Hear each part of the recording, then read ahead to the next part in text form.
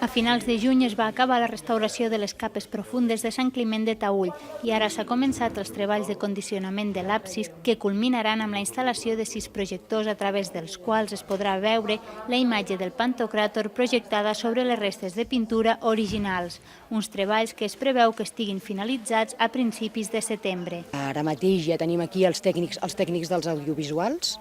que estan preparant-ho tot perquè els projectors arriben aquesta setmana i serà durant tot aquest mes de juliol i agost que s'haurà de fer el reajust perquè tots aquests projectors puguin funcionar al mateix temps i puguin coincidir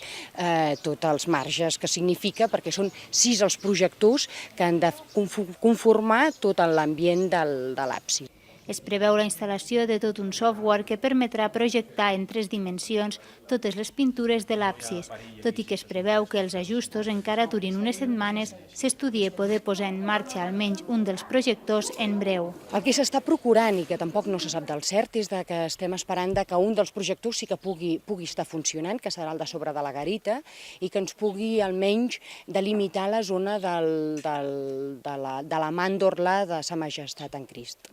Un cop el projecte estigui finalitzat, el visitant podrà veure les projeccions i les restes de pintures originals dins de Sant Climent de Taüll. Els treballs formen part del romànic obert finançat per l'obra social de la Caixa.